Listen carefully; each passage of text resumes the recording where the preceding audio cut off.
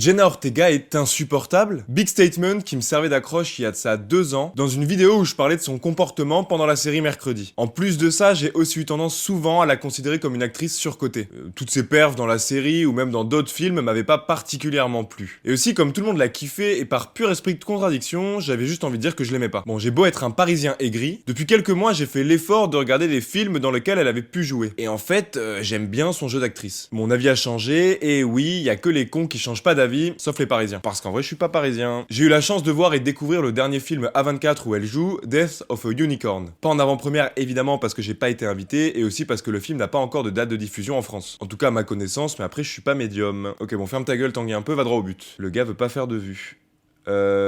C'est quoi ce film? Pour faire court, t'as un père et sa fille qui vont passer le week-end chez les patrons du père, perdus dans un lodge au milieu de la forêt pour être en mode famille idéale. L'objectif c'était qu'ils soient promus. Problème, ils écrasent une licorne sur la route. Et là c'est un petit peu le début de la merde pour ces bons vieux êtres humains. Parce qu'en réalité, les licornes c'est pas super sympa. Death of a Unicorn, premier film d'Alex Sharfman, propose un mix un petit peu chelou entre comédie, horreur et film à message. C'est à la fois un peu glauque, intéressant, rigolo, intelligent et forcément un petit peu magique. Et encore une fois, comme je l'ai dit, il y a des messages, c'est pas juste une licorne qui va dézinguer des êtres humains. Les patrons du père voient le cadavre de la licorne et les licornes en général comme une superbe opportunité commerciale, parce que le sang de licorne a des vertus pharmaceutiques assez folles. Donc ça soulève une question très intéressante. En gros, jusqu'où l'être humain est prêt à aller pour faire de l'argent, même si ça veut dire exploiter un être vivant chelou de sortie de nulle part. C'est une genre de fable écolo moderne, bien sombre et en même temps très colorée et comique, qui te rappelle que les vrais monstres, c'est pas toujours les créatures magiques qui entourent l'être humain. Bien souvent, c'est juste l'être humain. Bon, et du coup, on y revient. Mention spéciale à Jenna Ortega. Elle est super forte dans ce film en interprétant une jeune ado, ultra lucide, un peu détachée, et surtout très blasée, qui capte direct le délire autour de la licorne, et les dangers que ça peut comporter. Elle est subtile dans son jeu, posée, elle en fait pas des caisses, et ça fonctionne super bien. Donc elle a totalement sa place dans cette production A24. J'ai aimé, je l'ai aimé, et je me suis trompé sur elle. Puis même, la réalisation est super léchée, les plans sont super jolis, très colorés, la lumière est soignée, enfin bref, la DA fonctionne super bien. Et surtout, tu sens le grain A24. Ce style un peu taré mais maîtrisé, je sais pas trop comment dire. J'aime à dire que ce sont des films d'auteur avec des castings de fous.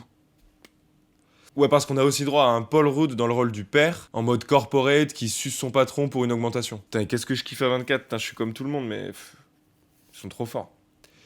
Donc bref, le film est super bien réalisé, et même pour un premier film, ça fonctionne super bien. C'est un huis clos dans un décor plutôt sympa, et Jenna Ortega et tout le casting d'ailleurs sont vraiment très forts. Donc je t'invite clairement à trouver un moyen de le voir, même si comme je l'ai dit, il n'y a pas de date de diffusion encore en France. Tu me remercieras plus tard, allez bisous.